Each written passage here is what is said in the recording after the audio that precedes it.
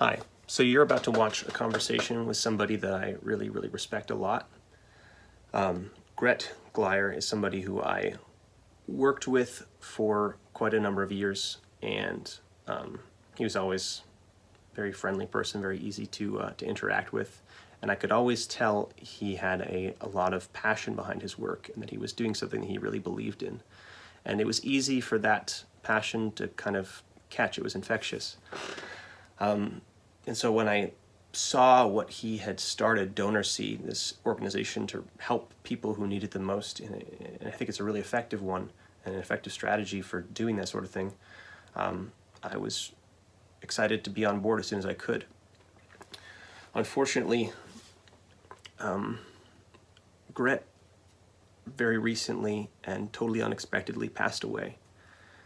So I still wanted to share this conversation with you, sort of in memory of him, but also so that you can see what kind of a person he was and see what he was passionate about. And I have some links below if you'd like to donate to his family to help them during this time, as well as a link to his website and his organization Donorsee, which you can get involved in and begin giving. In this conversation, though, I kind of pressed Gret on some questions I had about giving in general, and he was really kind in engaging my questions. Our time was limited, so we didn't get a chance to get into everything I was hoping to, and unfortunately the conversation also ended in kind of a funny place, and that was sort of my fault. But anyway, I really hope you appreciate this conversation, and I hope you appreciate Gret and what he was doing and what continues to be done in his name.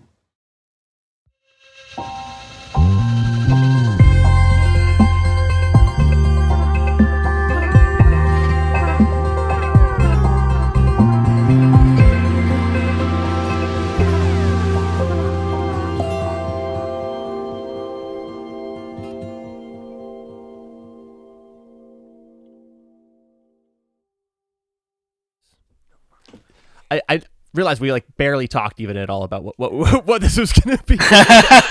Yeah, no worries.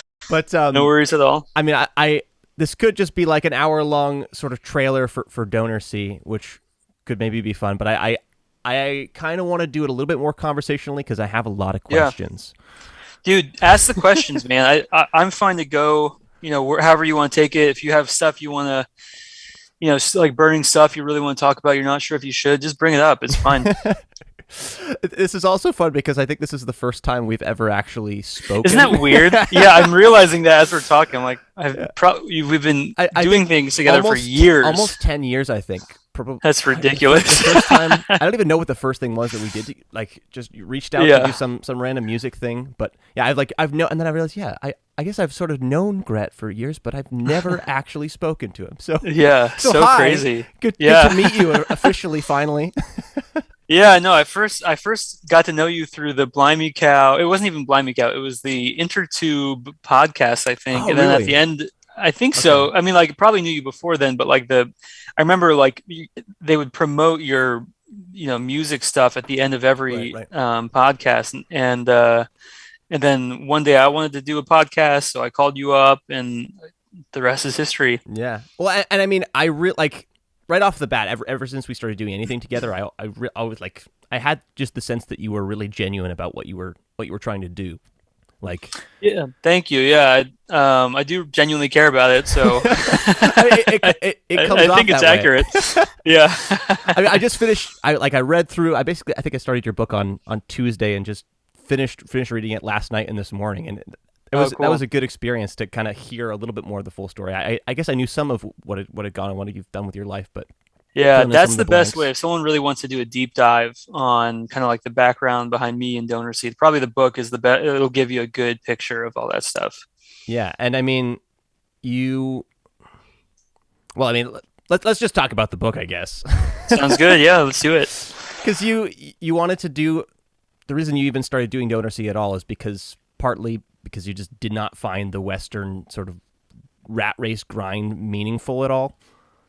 Yeah, well, I'll put it this way. I was working at a company where I could just at any moment be replaced and someone else, they would just fill my position with someone else. So it's hard to feel like you're contributing in a real way if you're like so replaceable. Yeah.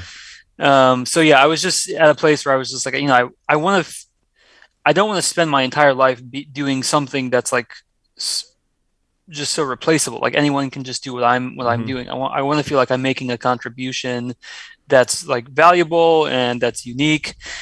And I wasn't. I was just doing something that like, they have a million other people who could do the same thing. So I feel like a lot of people really. I mean, yeah, at least I can relate. It's a common experience. It's such a. I don't know if it's just the sort of jobs, the kind of economy we've built. I don't know. I mean, this is a common sort of criticism just of capitalism in general, is that it feels kind of very impersonal, and you don't really have a full narrative to grasp onto as far as like feeling like you're really generating value, other than you get paid, but you don't even necessarily really know where that money's coming from. It's just like somebody's giving you money, and maybe they could give There's you definitely more. a disconnect. Yeah.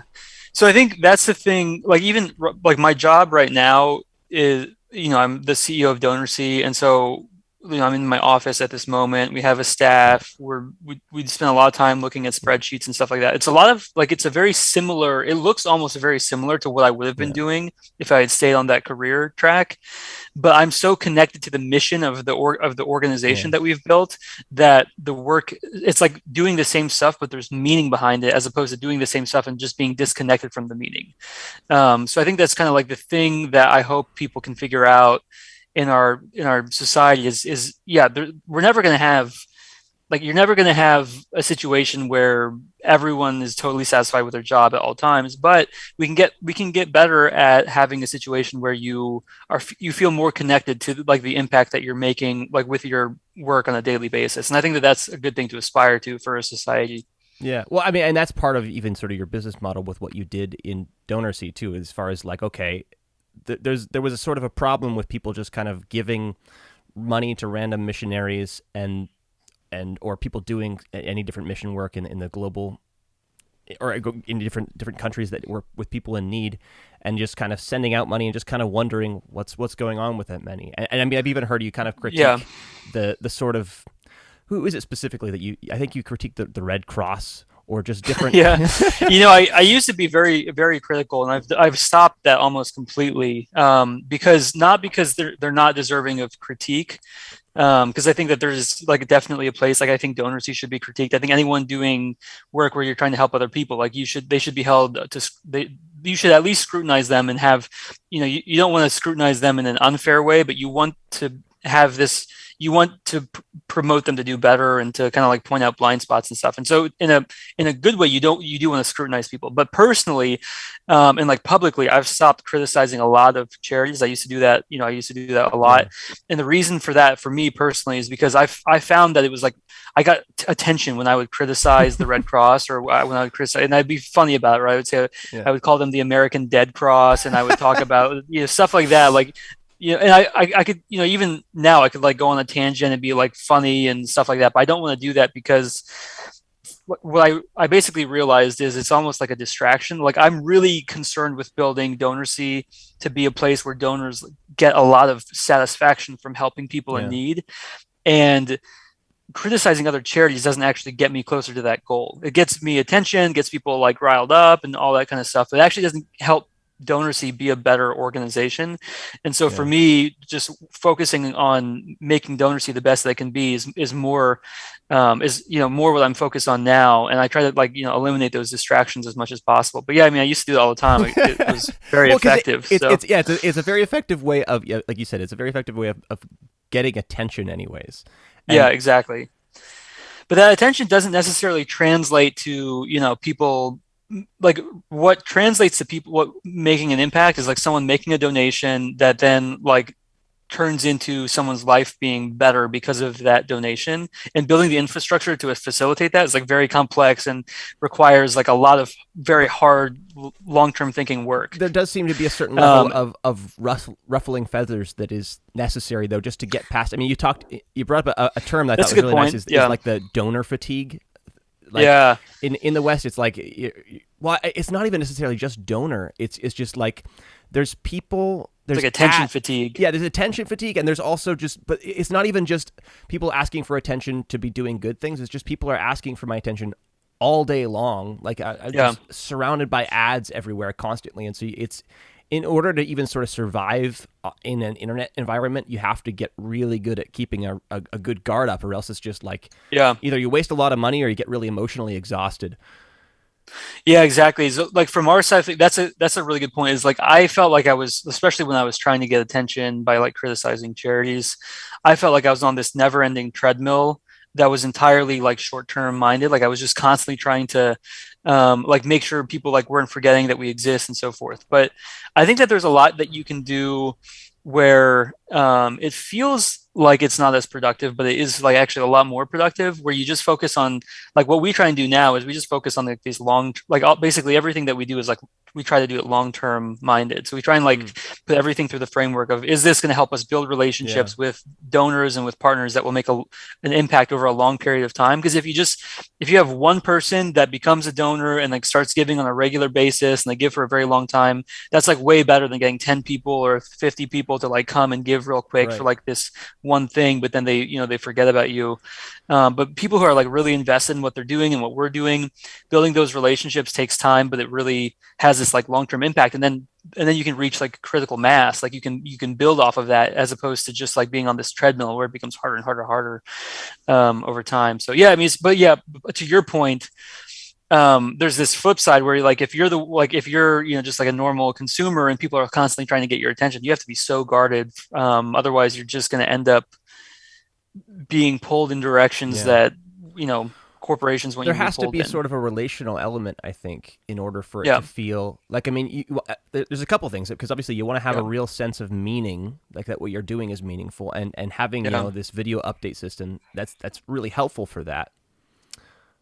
Though, and this is where I'm glad that I could talk to you about Ask it, man. I can tell you're like, should I bring this up? How should I say it? Just, you can be direct. I don't mind. I like it. I want to at least up front say, I'm bought in. I support you. I'm doing it. I've set up a monthly donation thing to go through Donorsee, and I really appreciate what you're doing, and I can tell you have like a much deeper perspective on this stuff than a lot of people out there doing it, and I really, really appreciate that. And so that's why I feel like I feel comfortable asking these sorts of questions. Please do. Yeah, no, it's, to me, it's just always better to be transparent, get stuff out there. So yeah, I don't feel like the first couple times I donated, I looked at videos and I saw the shout outs and the thank yous.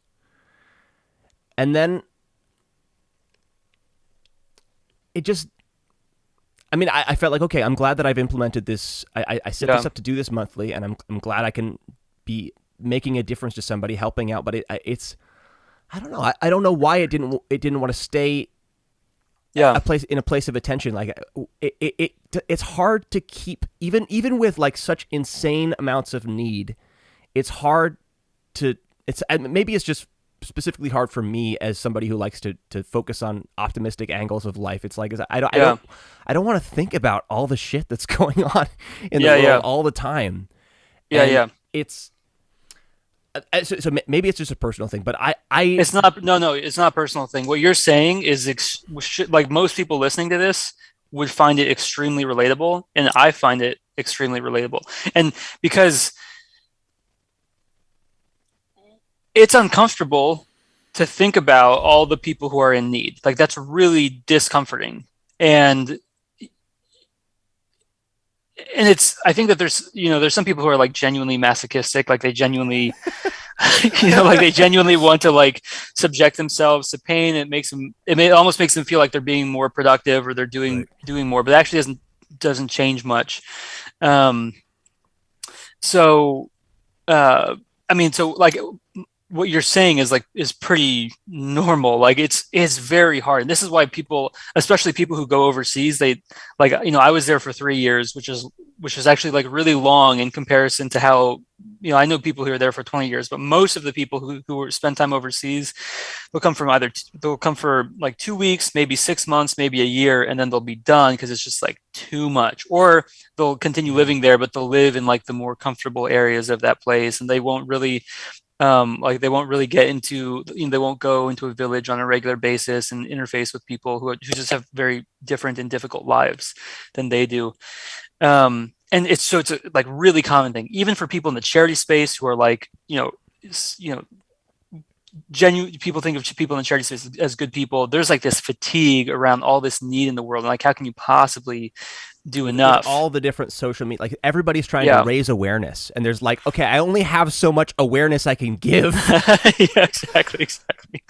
So, so I guess I'm glad that you're bringing this up because it's completely, it's something that a lot of people would not be willing to say, but most people are thinking it. Like it's there, it's under the surface. Even for people who like to think of themselves like, I'm a really generous, involved person, it's still there. It's like, oh man, this is not sustainable to keep thinking about like all this depressing stuff all day long. And so, what we do, because we're very attuned to this. Like this is something like we've had people this is kind of a common thing. It's like people get really addicted to giving to Donorsee, and they start giving, and they start giving more and more and more and more and more and more. And then there's like a point where it's like, okay, I'm going to keep going. I'm going to keep like, there's clearly enough stuff. There's clearly like a lot of benefit if I sign up for monthly giving, um, but also, it's draining. It can be draining, to just like continue to feel like there's like, I'm continuing to give, but there's like a growing need. And, Yeah, it feels like, I mean, you mentioned a treadmill earlier. I'm not sure if that is yeah, exactly where you're trying to go with that analogy, but it can feel like you're just giving it. I And know. then I it just, keeps yeah. on. So I think, what we're trying to do at Donorsee, we have like the platform that we have today, but we're investing a lot in our, what we call our platform. So we want to make it so we want to address a lot of these things because, like, again, like what I said earlier, our whole thing is building, is like being long-term minded. So there's like what we are today, like what, the video updates and picking your projects and monthly donating, but we want to create a platform where, like, in my opinion, I think happy donors are the best donors because they give the most, they give most frequently, and they give more effectively. Like they're involved enough to know, okay, like if I give my money here instead of there, then it's going to like make the most impact. And so I think happy donors are like a good North Star for us to think about. Like we want more happy donors on the platform, not people who are just giving money kind of like because they have to and they know the needs out there, but like they're enthusiastically giving money. Like that's our goal. Like we want happy people Yeah. giving. And so, we're thinking about, we talk about this. We had like three. We don't usually have like a lot of meetings at Donorsee, but we have someone in town who's visiting from out of town. So we had three like 2-hour meetings where and we had a whole kind of a leadership retreat this past weekend where we talked about donor happiness and like why that's important and why it's worth focusing on.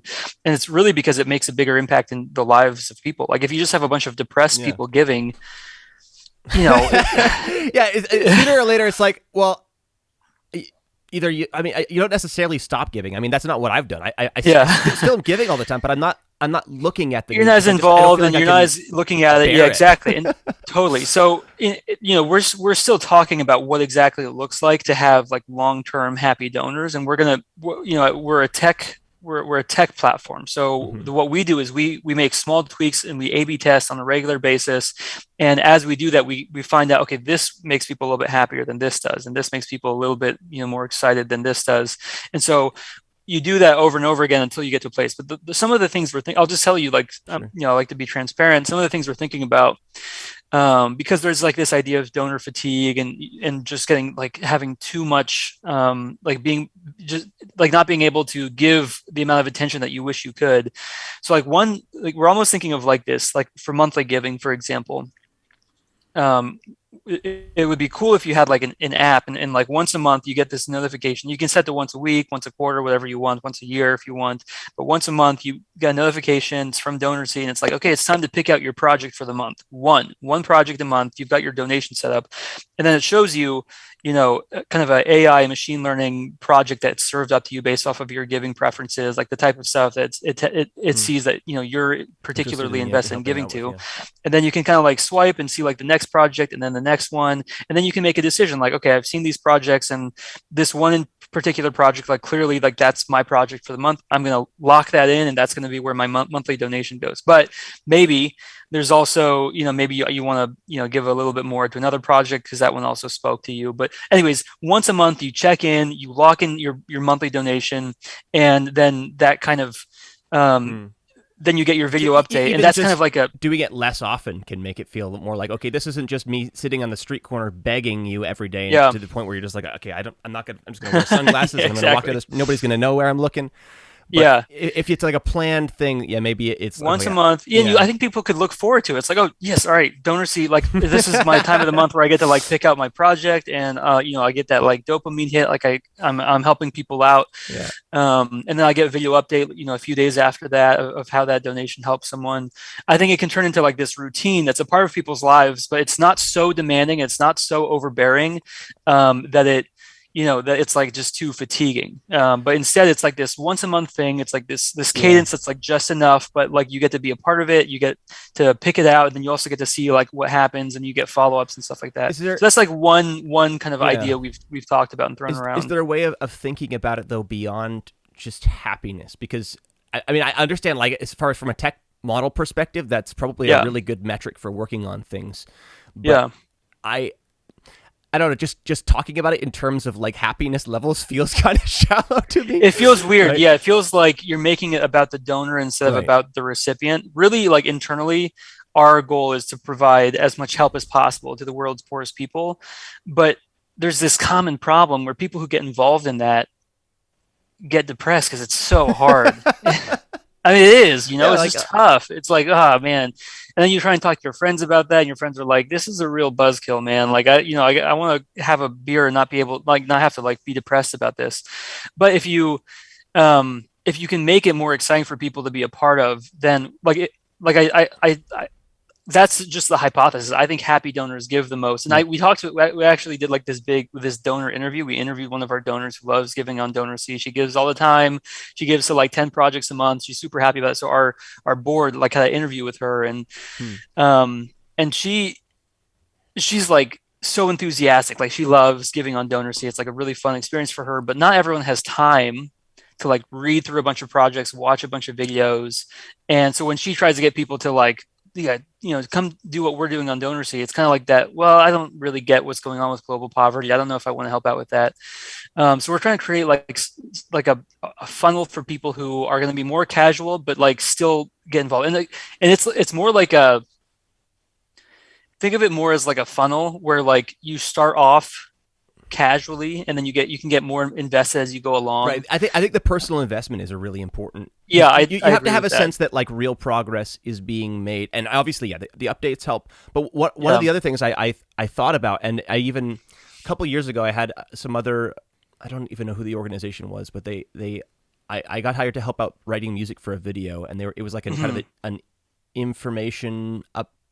I guess it was, I'm not sure exactly what the project was, but it was basically talking about how there are a lot of projects out there to help people in third world situations with just kind of immediate needs. Like there was one they were talking about with mosquito nets, and it was like, okay, so we raised a whole bunch of money to give a whole bunch of mosquito nets to this community, and immediately that was a great help because malaria was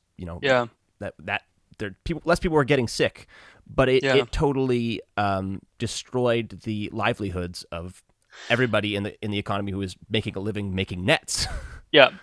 So that's a criticism of Tom's shoes as well, is like any shoemaker is kind of out of a job if there's just a bunch of free shoes that come into the community. And then like the other thing with mosquito nets is a lot of them have like insecticide on the nets. And then people, like if you live on like a fishing village, like you live by the sea, people will use the nets to fish, and then you kind of pollute the sea or the body of water that you're using. So there's a lot of these like second order effects or third order effects that people don't think of, and it turns into more issues down the line. So that's kind of a separate thing from like, so there's the, I just think of it as two separate problems, right? One problem is like, how do you keep donors giving on a regular basis, because and giving effectively, and I think being making sure that they feel like their money is used in a trustworthy way. They trust the people who are facilitating those funds. They're getting good connection with the people that they're helping, and it's like relatively immediate. Like you don't want an update like 18 months later. It'd be nice to get something like within the month to kind of know how your donation made an impact. So those are like that's like the donor like involvement problem, because there's a problem where donors like don't want to be involved. That's one problem. Then there's this other problem of how do you know like money is being used effectively? Like how do you know you're not just like having these like problems down the line? And so for us, one of the decisions we made pretty early on, and it's still a core part of our platform, and I think this is truly like the best solution, is we partner heavily, maybe more than any other platform. We partner heavily with people who are on the ground. That's a huge difference. All of these issues that come up, like the insecticide on mosquito nets, or like Tom's shoes dropping a bunch of, I'm not trying to be a critic, but Tom's shoes like coming and dropping a bunch of shoes in the community. These second order effects are things that often happen because you don't get buy-in or support, or you don't interface with the people who are on the ground who can tell you like what's going to happen if you drop a bunch of shoes in, or if you drop a bunch of mosquito nets in. So I'll give you an example of like from my personal journey as I kind of explored all this. When I first wanted to, when I was living in Malawi and I was fundraising small little projects and stuff, and I wanted to do something like a little bit bigger, I got in my head that I want to build a clinic in Malawi. Like there's a really high, like I was looking at it from an outsider's perspective. In America, we have like these nice clinics, and like the infant mortality rate is really low in America. And like people obviously want their kids to have, they want their kids to live longer and stuff. Yeah, they want them to be alive. As a parent, I can attest to that desire in people's lives. So I'm like, we'll build a clinic, and then people will be happy to have a clinic, and they'll have better health. And like, why wouldn't anyone want a clinic in their country? Like everyone's going to be excited about this. So I started like talking to doctors. I started talking to all these different people because I wanted to get this clinic built in Malawi. And I kept getting pushback, but I'm a driven guy. That's just a reality. Like I'm like a driver. I want to like kind of push my ideas forward. And people were kind of giving me pushback, but I was like, it's a clinic. Everyone wants a clinic. So I kept going.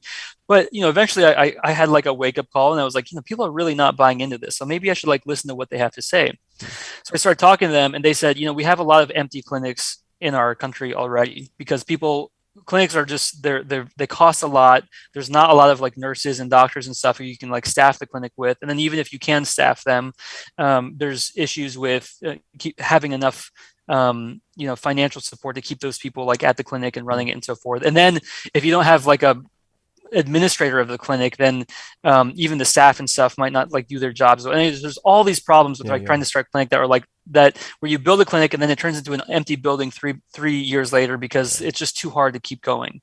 So that's why people were so resistant to the clinic idea. So then I asked them, well, what do you think? Like, what do you guys think you need? In Malawi, like what does Malawi, the country, need? So I started interviewing a bunch of people. Everyone started saying the same exact thing. Everyone started saying we need girls' education. There's a lot fewer girls who are being educated at the high school level than at the than boys are. And every time girls are educated, the expression is, you educate a girl, you educate a nation. And because when girls are educated, they tell their friends, they educate also their like siblings and stuff in the village. They feel more empowered. They make better decisions about themselves, about their lives. And it also just opens up, the economy to a whole new section of people who weren't being educated before. So, this problem is a lot more equal in developed countries, but in a place like Malawi, it's the disparity is really bad. So they started saying girls' education. So then I was like, all right, well, I don't know if people are going to like a girls' school as much, but let me like start talking about this. Launched Girls Shine. We launched a fundraiser for Girls Shine Academy, and that was kind of like what got me, really started on these things. So it is like a problem where you have these like second order effects. The model for that school though, I thought was really, really, really smart, right? Like it was the fifth or sixth.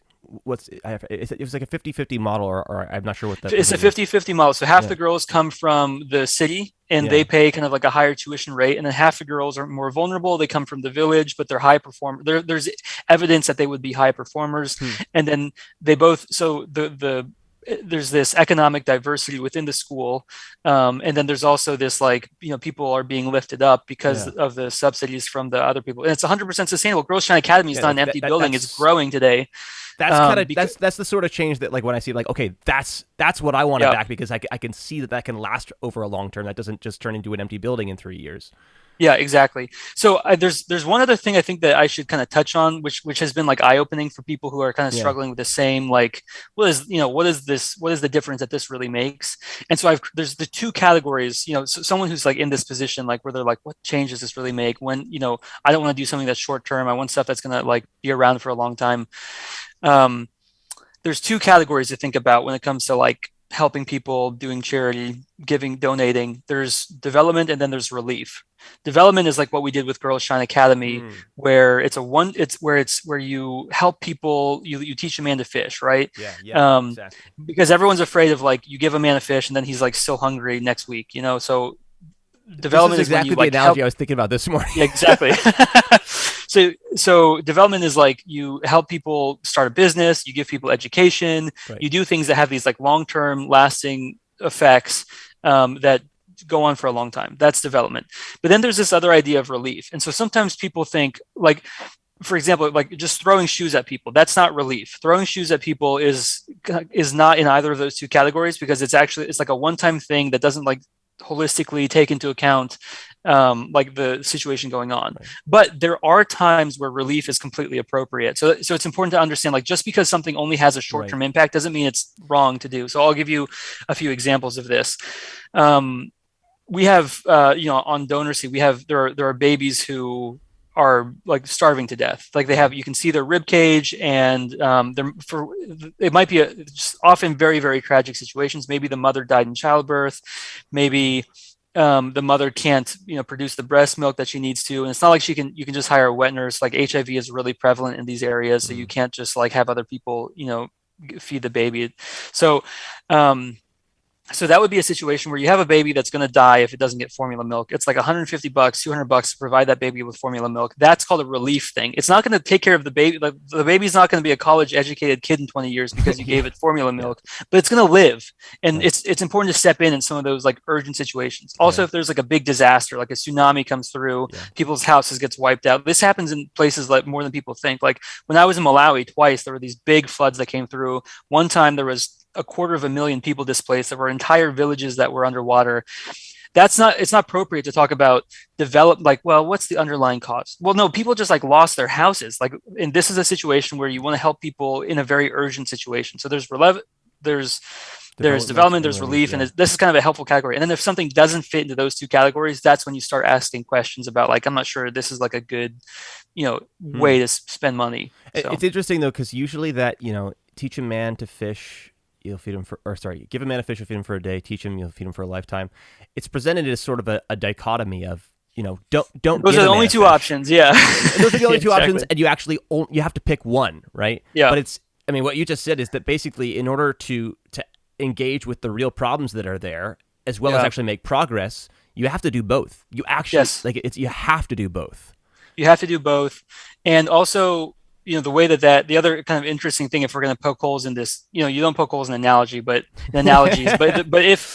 some of these, like the ways that the analogy gets interpreted, it's talking about a man, right? But like, what about an orphan, or what about a widow?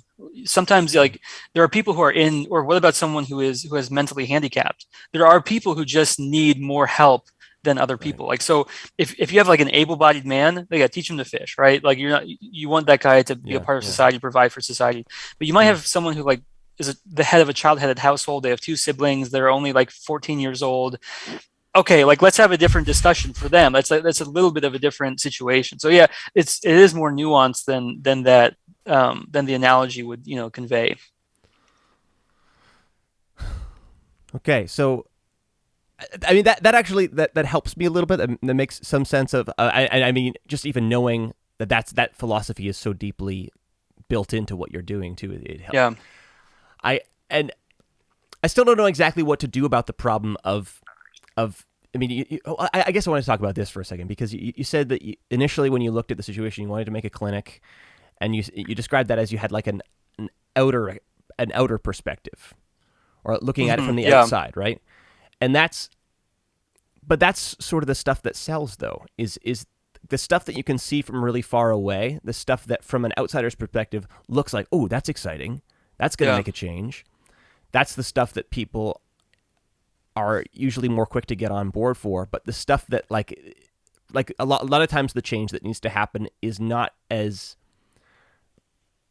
grand, not as exciting as it's maybe difficult to market.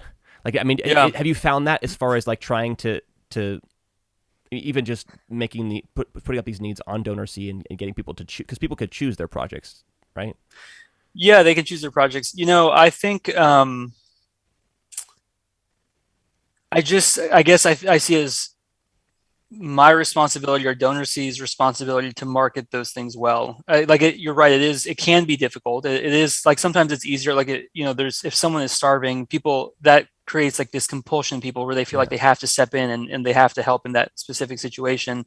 Whereas if you want to buy a tenth of a percent of a school, or donate a tenth of a percent of a school, that when given those two options, there are people who would go more for the more immediate thing. But I'm pretty optimistic, man. I think we live in a society where even talking to you, you're just really thoughtful about this stuff, and there's a lot of people like you out there who are it's not an uncommon thing to have people who are really thoughtful, kind of skeptical of charity for very good reasons, because they've not done a good job of communicating what they're doing well, and that's kind of one of the roles that we see ourselves playing. But anyways, skeptical of charity, want to be very thoughtful, and they want to make a difference. They want to be involved and contribute in a way that is truly meaningful, right? So I just talk to more and more people like you all the time, and it makes me extremely optimistic. Are we going to fix everything tomorrow? No, but there's this movement that's building that makes me very excited to be a part of everything that's going on. I just see, as I project into the future, I'm there's a lot of people like Garrett who are really wanting to see this world where you can make a lasting difference and contribute, where people can contribute in a way that's meaningful. And so I don't know. I'm optimistic. It's a little difficult now, but we're building something. I like here. that we're even hanging out on this word meaningful too, because it seems like that's a lot of was your situation too. Is that the reason you did this, the reason you wanted to do it, is because it's actually the modern Western lifestyle. Not to freaking become a Marxist and start just ripping apart every element of capitalism, but it's difficult. There is sort of a meaning crisis in our modern developed world, where it's very difficult to really, really feel like you're living and doing anything meaningful with your life. Yeah. And that seems to be part of at least that's what sold you on this whole project, but it seems to be part of the selling point of Donorsee as well, is just trying. I would say that's connect exactly kind of where we want to operate, is we want to connect people to meaning in their lives. And we think a great way to do that is to help, when I was working at that corporate job and I could just be replaced, just difficult to feel meaningful in that situation. But when I moved to Malawi, and literally, if I wasn't there's several situations where if I wasn't in Malawi at that time, there are people who would be much worse off, or maybe people who wouldn't even be alive. Then it's not a challenge to experience meaning really in that situation. It, right? I mean, even the title of your book, right, is If the Poor Were Next Door, which obviously, and I kind of want to dig into that because they aren't. Right, yeah. But it's much easier to you can put yourself in situations to begin to have a different perspective and realize that there's real need, and that's, I guess, that you can make a change. Well, we're building towards this world, right? So it's not here yet. I mean, it's we're creating a community around this, and we're developing our platform, and we're listening to feedback from people like you, because it's a process. It doesn't happen overnight, but creating a way for you're on your way to your job at some boring, you're on the subway and you're on your way to some boring job where you're just going to sit at some desk for 8 hours a day, and you're oh my gosh, this is the the 1000th day in a row, I'm on my way to this same exact thing. It's going to be so repetitive. But you can open your phone. You can either go to Facebook and get like mad at all the people angry with each other. You can go to Twitter and like see more people shouting at each other. You can open up your email and get stressed out, or you can go to Donorsee and you can actually like make a difference in someone's life. Having like creating the opportunity for people to have that like during their commute or in the evening while they're in their living room or they're around their family and they want to do something together. We're working towards this world where people can have the opportunity to do that. It's like we're working towards. It's not going to happen overnight, and we're never going to have like this perfect version of it. But we can get like closer and closer and closer to it, and that's exciting to me. I know. Sorry, I keep on being so negative here. I'm not really trying to be negative. It's just I realize that you have such a positive perspective that I feel like anything I throw at you that you can figure out. I'm very positive. Yeah, I just have like I think like decades down the road. I'm like, okay, like, and I see, I have the benefit of seeing like everything. I see all the positive stories. I see all the donors. I see all the people asking really good questions like you. And I'm like, oh man, this is like, there's something happening here that's really like people should be enthusiastic. But I think the reason that I think that I wouldn't even call it negativity. I would just call it like you're almost like just being considerate. You're just like, I want to believe, but also like, is it real? I think part of it is like doubting Thomas here. For sure. Yeah. And you're speaking to the converted in terms of being a doubting Thomas. So I can, I can appreciate that. But the thing is, I was very pessimistic when I was especially my first year in Malawi, because it was like, I felt so isolated and alone in a lot of these thoughts. Like this is probably one of the first times you're like able to talk to someone where you're voicing some of these things and you can get some answers out of it. But when you're just like, when you just have these thoughts and you're alone with them by yourself, like when I was in Malawi, I remember the first time I tried to fundraise, I think it was like $800 to build a house for this woman named Rosina. And I sent an email to people. I filmed a quick video and I got $100 instead of the $800. And I was like, what? Are you kidding me? Like people aren't going to like help this woman. And then I was like, I had no one to talk to about it. It was just like so depressing. I'm just sitting there and you just want to give up because it's like, there's no one to talk to about this. And people don't really, people don't care about this really important issue. And it's like on its face, it's so important. I mean, like this woman is like in a really, like she needs a house. It's only $800. People can make this happen. It's just so hard. It's such a hard thing to wrap your head around. It is hard to wrap your head around.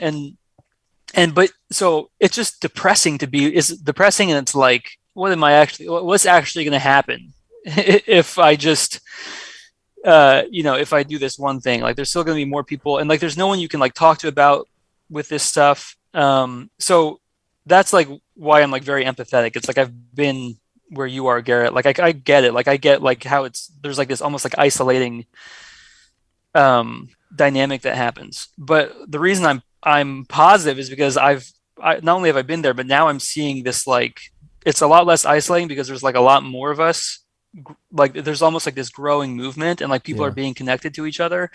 And then when you have those doubts or when you have those like, is this worth it? Is this, does it make sense to even consider this? It's like so hard when you have those things. But you start like that, that C.S. Lewis quote where like a friend is when you like meet someone else and you can say to them, oh, me too. Like we both think this thing. As more of those people like enter your life, it becomes a lot. It becomes a lot more positive. So I guess that's kind of like where I see like so for me, you're just me several years ago, and I don't know, it gets better. It's not, but so part of my hesitance isn't so much about loneliness or feeling like I don't know if anybody.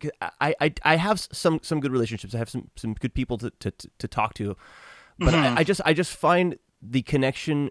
The element of the internet makes it a very, very confusing situation because, I mean, some of the stuff we talked about already, it's like you only get this sort of outer view of what's going on, and so it's difficult to understand what's really going on and whether or not. And so I mean, you to some extent, like I feel more confident, donating to Donorsee because I trust you. Yeah, and it's like there has to be I think a sense of a personal trust there for.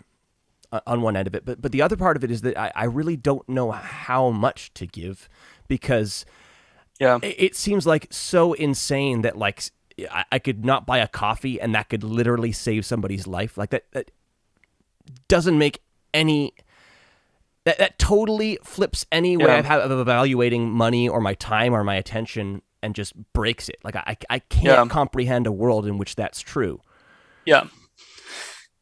Okay. So, um, yeah, it's a big question. When I came, so I spent 3 years living in Malawi, and then when I came home, so I think everyone has a weird relationship with money. Like there's all this baggage associated with money, and so when I came back from Malawi, I saw money as I had the same exact thing as you, where um, okay, so here's the story. I I was developing back problems. I was back from Malawi. I'd been living here for maybe a couple of years. I was dating my now wife at the time, and I was developing back problems because I was wearing shoes that were really old, and I didn't want to buy new shoes. Like the type of like shoes I needed to get were like these running shoes. They're like $120, and like you said, like that's like several people's lives, or that's like food for years for some people. And so me justifying $120 running shoes purchase was not palatable for me. I just couldn't imagine myself like buying running shoes. So I just actually just kept wearing these old shoes for a long time, and it was actually giving me back problems. My Heather, who's now my wife, we were just dating at the time. She kind of kept saying like, you have these back problems. You should really just get these shoes. I mean, it's like you should just get them. That you'll feel better. You'll be able to like your back problems might go away if you get them. I just kind of like I just was too uncomfortable with the idea of spending that money. So I just I don't know. I just kind of ignored her for a while, or ignored her asking to do this. One, but it was becoming more of a issue. One day she kind of said, "Hey, I want to take you out to like this restaurant, or this like get some food that you like. I think it was like Chipotle or something." And she's like, "I want to take you out. Can I take you out to this place?" So I said, "Sure." So we go to the place, but she pulls up in front of the running store, not in front of the food place. And she's like, "Okay, I brought you here because I want you to buy these shoes." And dude, I literally had like a temper tantrum in the car. Like I'm in the passenger seat of the car, and I'm so against this idea of like spending $120 buying shoes. I'm so against it that I almost like throw a fit. Um it was not like healthy. Yeah. But like that was this like I had spent 3 years living with people who make like 20 cents a day, who live off of 20 cents a day, 30 cents a day, $1 a day, that it was so hard for me to conceptualize that. And I felt like it was me compromising in some way on my values or like fairness or whatever. So I was so against that idea. But we talked about it for a while in the car. We had a good conversation about it, and eventually, I did like, I was like, I could tell it was just like really important to her. So I went and I got the shoes, and my back got better so so quickly. It was like ridiculous. Like it was literally just me wearing old shoes. So my back got better. I had good shoes, and I spent the money, but it was really uncomfortable. But as I went through that experience, what it taught me, and I'm like in my mind, I'm in like a much more mature place now. But what it taught me is that, um, you know, it gave me a framework for how I think about money. So now instead of thinking like I'm not going to buy that because of this other thing, I think of how can I set my life up? How could like now like we hire people, we spend money on like we do travel, like we're in Malawi. We spend money on a lot of things that have like these big price tags. Like a ticket to Malawi is like $1,500, and we've had 3 of our staff go there in the last like 2 months. And then there's like other expenses beyond that. Those are expensive things, but I put in my mind, I put everything through the framework. Like, is this going to help? Is this going to lead to more people being helped over a long-term time frame? Yeah. So right now you can deprive yourself of a coffee, and you can like give that to someone overseas, but that's also like a very constrained way of looking at your time frame. But you can also see like my wife makes me coffee every morning, so it's not like I spend a lot of money on coffee, but if you think of it from like a long-term time frame, you can say, well, coffee is something that makes me like more productive. And so because I'm able to be more productive, I can get more done throughout the day. And because of that, I'm actually able to like do more for people because I bought this coffee, or because I don't have a bad back, or because I, brought people to Malawi and they got to see for themselves and they have this buy-in for the mission. And so all these things, they like add up together and they can actually create more value in the long term, even though you're spending money in the short term. So that's how I think about money. I just put everything through the framework of like, is this going to help the most number of Right. people possible in the long term? And then I It kind of doesn't like get make decisions exhausting around having that. to try to like filter that It through fires this me up. I complex. love like no, dude. It's like this is like what I'm so like sold out for like it just I just kind of feel like this is like what I'm supposed to be doing. I feel like this is a Mhm. big part of I see this world where it Yeah, becomes much more of a mainstream cause that people take up, where like a lot of people have the same mindset. Like I'm going to spend my life like making as it doesn't have to be global poverty, but I'm going to spend my life making as much of a meaningful impact in other people's lives as possible. yeah. Like in a super developed world like we live in, where you have highways and grocery stores and all this other stuff.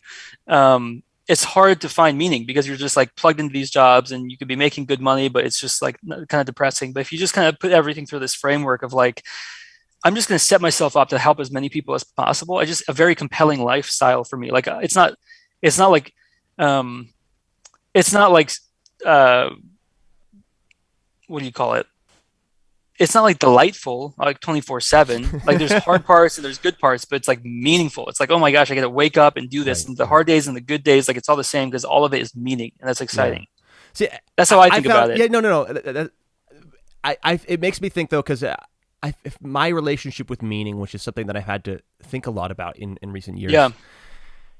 is one partly sort of mystery that like. I mean, there are some very obvious needs in the world, and Yeah. and to some extent, it's like you can point those out. I mean, some of them are just obvious, like okay, recovery, or what are the two categories we talked about? Relief and development. Relief, right? It's like sometimes people just obviously need relief. Like there's people that are in serious need. There's it's Yeah. Good Samaritan. You got to help him. He's dying, right? Yeah. But there's a mysterious sense of what progress looks like in the Yeah. long term, and it's this thing you can keep on pondering. Well, what would it actually look like to make the world better? What does better mean? What is goodness? Yeah. Right? And that's part of even the way I think about God. Is just like there's a transcendence to thinking about God, Yeah. because and I think that's associated with just the idea that goodness is not something that you can actually fully grasp, not something you can fully understand. I totally agree with that. Same thing with meaning. I totally agree with what you're saying. It's the same thing with beauty. Like, Yeah. like if you see a beautiful person, you're like, you like What is it? two, like Yeah. 10 people could like look at a bunch of people and be like, that's like a really beautiful person. Why? I mean, people can they can say like they can talk about the golden ratio or something like that, but there's something there that you can't. It's not like a report card where you just check a bunch of boxes. Like there's something there that's not graspable or describable. Like we don't have the language to quite explain like what exactly is going on there. But so that's the case with beauty. But I think it's the same thing with like the idea of goodness or the idea of meaning. Like all Yeah. these things have this element that you don't like you can't quantify it, but you know it when you see it. Mm-hmm. Most of the It's almost time. kind of like I was having a conversation with a friend yesterday, and I was just like really, we were talking about kind of a personal problem, and I didn't know what to do, and I just Yeah. was very very torn between a few different possibilities, and he's like. It almost could sound. I mean, in this context, I'm just kind of talking about it without going through the whole conversation. It could sound kind of trite, Yeah. the advice he gave me, but it really hit home for me because it was just, there's a real sense in which sort of the spirit of God or even your own sort of Yeah. subconscious can speak to you, and you don't have to rationalize everything. You can feel out, okay, is this what I should do? And Yeah. oftentimes you can genuinely get the sense of, yeah, that's what you should do. And you don't have to deeply, deeply explain it or logically branch it. I mean, it's good to think about stuff. Yeah. But, No, it's totally true. There's that I think it was like a Harvard professor who wrote a paper on like whether or not objective morality exists, and he did this long paper, and the whole thing was about how objective morality doesn't exist. And then at the end of it, he kind of says, the conclusion of it is like, obviously, like morality is subjective, and there's no real right or wrong, no real good or bad. But napalming babies is bad, and then he just like leaves it at that. Right. Well, It's like there's just things like it's inescapable. Like everyone has to acknowledge. Like there's just certain things that are right. Where you it just kind of you becomes just know. this both and scenario where it's like, yeah, there is some stuff that we can sort of see. I like Yeah. intersubjectivity better than objectivity, Mm-hmm. because Mm-hmm. then Yeah. it's okay. We can all see this, so it's still sort of subjective, but at least we're coming together and Yeah. piling our subjective views on top of each other and saying, okay, what's in common? Okay, we all really, really believe this, that napalming babies is bad. Yeah. Yeah. But Yeah. then there might be things that are more unique to our lives, where it's like, okay, this is sort of my moral calling. Like, this is what I need to do, and this is Well, yeah, it's so contextual. So, and that's why these like questions about morality and goodness and stuff. It's like it really depends on the situation, and like a lot of times the only person who really knows the situation is the person who's like in it. And so that's again another reason why I try not to be too critical of charities nowadays, because like I'm No, not the that's one really, in it. I'm not so. because it's the outer perspective thing again. It's like, okay, Yeah. what does this thing look like from the outside versus, okay, what might actually be going on, and you really don't know. Yeah. There's sort of a call to judge it from the outside too, but you just need to not let that be the only judgment, or the sort of the final judgment. It's like, you could personally feel like this charity isn't really worth my time, but maybe sort of God's using them in some other way. Yeah, you just don't know. And yeah, so anyways, I just say I try to stay out of it. And there's that, there's a common kind of phrase where Jesus tells people like to not judge others. And I think that there's something like really wise about that. Like when you're younger, it's like you're Simon Cowell and everyone else is like you get the singers. But as you get older, terrible. you realize, yeah, as you realize like how complex some of these situations can be in.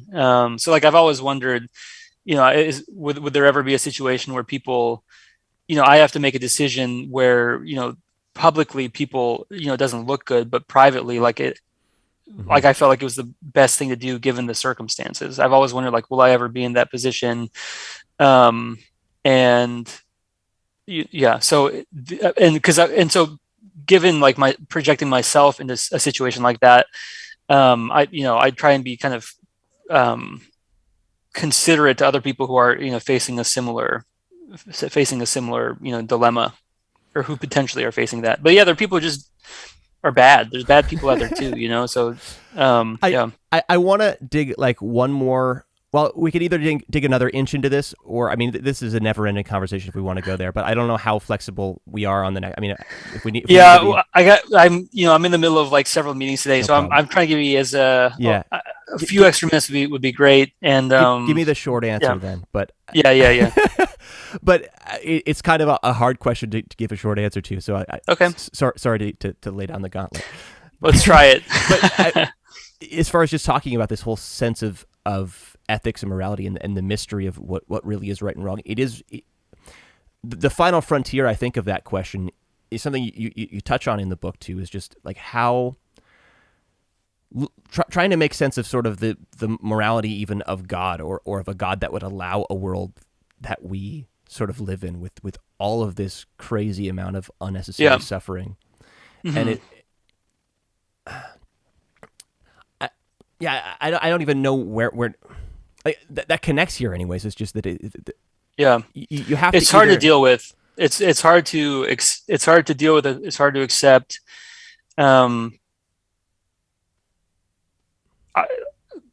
A lot of my good friends who live here in America, they've not seen nearly the amount of suffering that I've seen firsthand. And it kind of happens to be the case that like some of my best friends happen to be people who have seen a lot of suffering. Like one of my best friends spent time in Afghanistan. He saw people get blown up. I have another, really good friend who had, one of his close family, a few of his close family members die. And these are, so it's almost like the people who have experienced the most suffering are like the least, it's almost like are like the least judgmental about like the allowance of suffering. It's like they've gone through suffering and then they're on the other side of it. So it's almost like And a naivety about suffering that makes you have this opinion of God that like, how could you? It's like you just have an yeah. experience. You don't even know what it's like.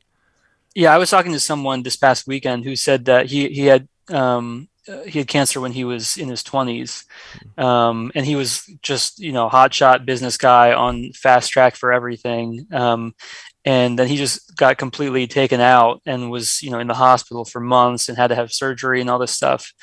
And he said over and over and over again, like it was the best thing that ever happened to me. It was the best thing that ever happened to me. And so that's just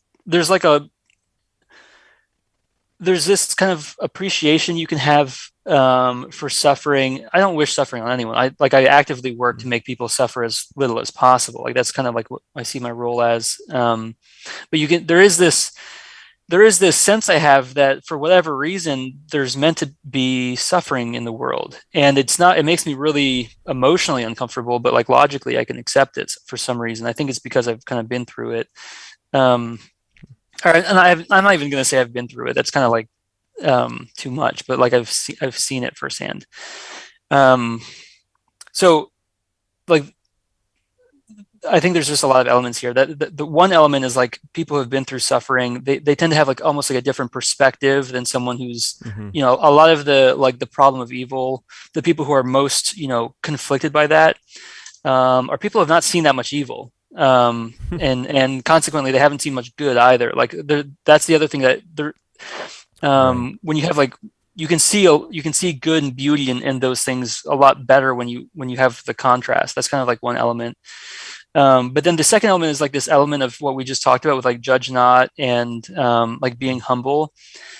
We just don't know so much. Like imagine, like think about how how you see the world and the complexity that you can appreciate in the world, and then try to imagine conveying this complexity to an ant.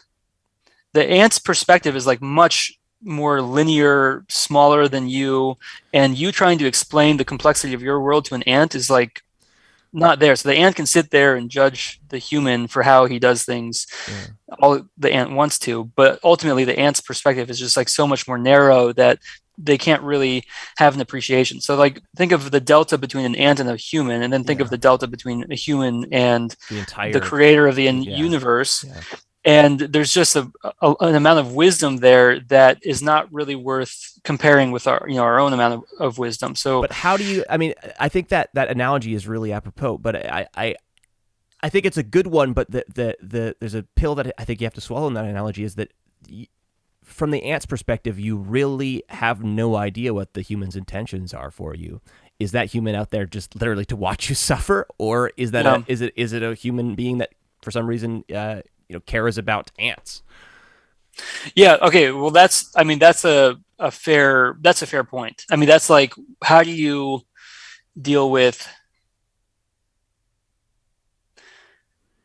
it's honestly a really fair point. How do you know the intentions of that? So and it's kind of a separate thing about whether or not it's good or bad or whatever. But I think this is how I think about it. Ultimately, I think like I don't want to say ultimately these things because ultimately is a different thing than saying this is how I think about it. And you've already established this is how you think. That combination is like only Siths talk in absolutes or whatever. So I try not to talk like in absolutes, but ultimately, like you can never. This is like this is a very deep question. Sorry, but I do have an answer. I do think I have at least the starting of an answer. So. I think when people ask me like what I believe, or like what there's especially in like the Christian world, there's a lot of conversation about what doctrine you believe, or what your theology is, or what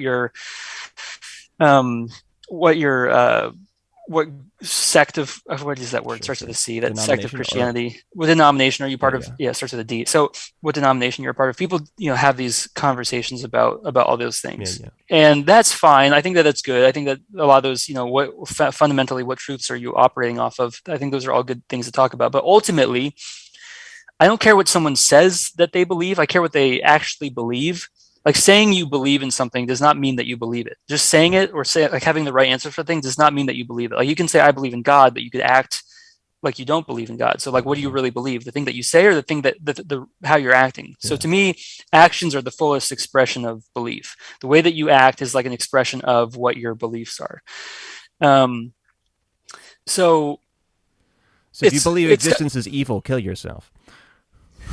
I mean, there are things that people say that they believe, but they don't logically act as if they believe that. And I think if you're choosing to be alive, there is implicit in that this assumption that you think life is worth living. Yeah, I was talking to a good friend of mine. She's an atheist, and she's thinking about having kids. But her friends are saying like you shouldn't have kids because the planet's dying and all this stuff, and she's just thinking like to herself. Again, she's atheist. All of her friends are atheists, but to herself, she's thinking, if I gave you a pill to live for 100 more years, would you take that pill? All of them would take the pill. Everyone would take the pill, even though they're saying that all this stuff. They still like have the way that what they actually believe is different than like what they're saying. So okay, so that's kind of like the foundation of like this next part is like this idea I have that what you believe is the fullest expression of. And just by the way, nobody kill yourself. I'm appealing to the fact. Yeah. I'm saying really you don't want to kill yourself. I'm not saying that secretly you do. You're saying the opposite. Yeah, what you're saying like you believe that there's meaning and there's reason to live and all that stuff. Yeah. So I get it. So okay, so that's the belief question. So then you have to make a decision.